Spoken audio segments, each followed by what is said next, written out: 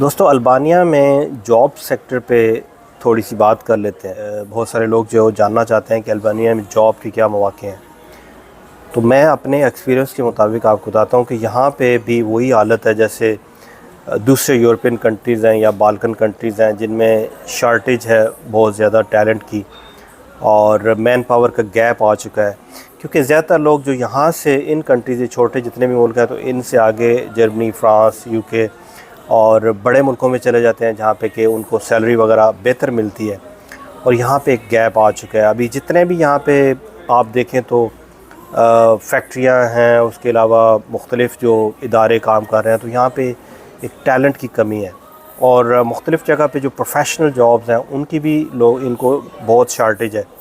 آج ہی میں یہ چیزیں یہاں پہ پڑھ رہا تھا اور کچھ میری ملاقات بھی ہوئی تو مجھے پتہ چلا کہ پروفیشنل جابز آپ دیکھیں جس میں کہ مختلف جیسے کلیریکل جابز ہوتی ہیں، کمپیوٹر انفارمیشن ٹیکنالوجی میں، انجینئرنگ میں، اس کے علاوہ نرسنگ میں، اور یہ ہائیلی کوالیفائڈ جابز جو ہے تو ان کے اندر ایک بہت بڑی شارٹیج ہے۔ اس کے علاوہ جتنے بھی یہ لیبر جابز ہیں جو سروس پرووائڈنگ میں ہیں، کنسٹرکشن جابز ہیں، فیکٹری جابز ہیں، تو ان میں بھی ایک بہت بڑی شارٹیج ہے۔ ابھی یہ کسی طریقے سے بھی مطلب اگر بندہ کیپیبل نہیں بھی ہے تو اس کو بھی یہاں پہ مختلف جاب پہ رکھ لیا جاتا ہے۔ اس کی وجہ یہ ہے کہ ان کے پاس شارٹیج ہے، وہ کمی ہے۔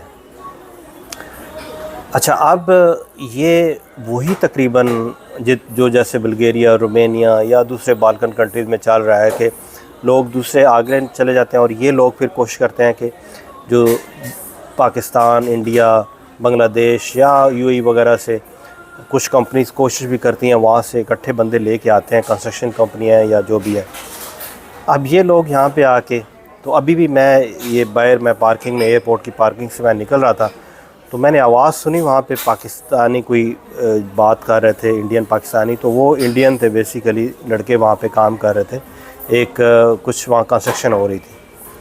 تو میں نے ان سے بات کی تو انہوں نے بتایا کہ ہمارے ساتھ ایسے لڑکے آئے تھے، وہ سارے بھاگ گئے، کوئی اٹلی چلا گیا، کوئی یونان نکل گیا۔ اب اس کی وجہ سے جو لوکل کمپنیاں ہیں وہ ادھر سے بھی متنفر ہو جاتی ہیں، لوکل ان کو ادھر سے بندے ملتے نہیں ہیں، جو وہاں سے آتے ہیں وہ بھی بھاگ جاتے ہیں آگے۔ تو اس لیے ان لوگوں کے لیے یہ ایک مستقل پریشانی بنی ہوئی ہے کہ یہاں پہ مین پاور کی ایک شارٹیج ہے۔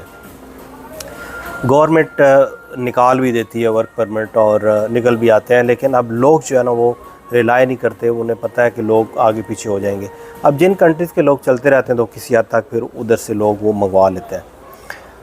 اچھا، اب جو لوگ یہاں پہ پہنچ جاتے ہیں تو ان کے لیے یہ ہے کہ چاہے وہ بزنس بیس پہ آتے ہیں یا کسی بیس پہ بھی، تو آئی تھنک اگر وہ تھوڑا سا البانین لینگویج پہ عبور حاصل کر لیں، آلدو کہ میں نے نوٹ کیا ہے کہ البانیہ کے اندر جتنی بھی یہ ینگ جنریشن ہے یا اس سے پہلے کے بھی لوگ جو 40-50 کی ایج کے ہیں، تو انگلش کافی حد تک لوگوں کو آتی ہے، یعنی یہاں پہ پرابلم نہیں ہوتی نارملی۔ بہت کم ایسی جگہیں ہیں جہاں پہ کہ آپ کو کوئی ایسا آدمی ملے گا جس کو انگلش نہیں آتی۔ عام طور پہ یہ لوگ سمجھ جاتے ہیں، اور جس بھی جگہ پہ جاتے ہیں تو تقریباً وہاں پہ کوئی نہ کوئی موجود ہوتا ہے جو کہ انگلش یہاں پہ جانتا ہے، تو اس لیے اتنی پرابلم نہیں ہوتی آپ کو۔ لیکن ظاہر ہے کہ آپ نے جاب اگر اچھے طریقے سے ڈھونڈنی ہے، بہتر جاب ڈھونڈنی ہے، تو آپ کو لینگویج بھی آنی چاہیے۔ بہتر ہے کہ آپ لینگویج کورس کر لیں یا ساتھ ساتھ سیکھتے رہیں، آپ جاب بھی کریں۔ اچھا، اس سلسلے میں نے جب یہ تھوڑا سا سروے کیا تو مجھے اندازہ ہوا کہ میں اپنی ملک کے لوگوں کی پوزیشن جانتا ہوں اچھے طریقے سے۔ وہ ہر آدمی جو ہے نا وہ بیچارہ لٹک رہا ہے کہ کہیں سے ہمیں ورک پرمٹ نکل آئے، لیکن اب انہیں یہ پتہ نہیں ہے کہ جو لوگ یہاں پہ آتے ہیں وہ پچھلوں کے لیے جو ان کا جینا حرام کر کے خود نکل جاتے ہیں، بھاگ جاتے ہیں۔ اب ان لوگوں کو، نئے آنے والے لوگوں کو ویزا نہیں ملتا، اور وہ ہر جگہ بندے ڈھونڈ رہے ہوتے ہیں کہ کہیں سے ہمیں کوئی ورک پرمٹ نکل آئے۔ کوئی حالت ہی نہیں رہی ہوئی پاکستان کے اندر سے بھی ورک پرمٹ، سال سال ایسے جناب لوگ لٹکے ہوئے ہیں، یو اے ای سے بھی یہی چکر چل رہا ہے۔ اب اس کنٹری کے اندر البانیہ میں نے ایک اس چیز کو مد نظر رکھتے ہوئے میں نے ایک انسٹیٹیوٹ کے ساتھ ایفیلیشن کرنے کا ارادہ کیا جو کہ ٹیکنیکل کورس کرواتی ہے اور ساتھ انٹرنشپ پہ جاب وغیرہ دیتی ہے۔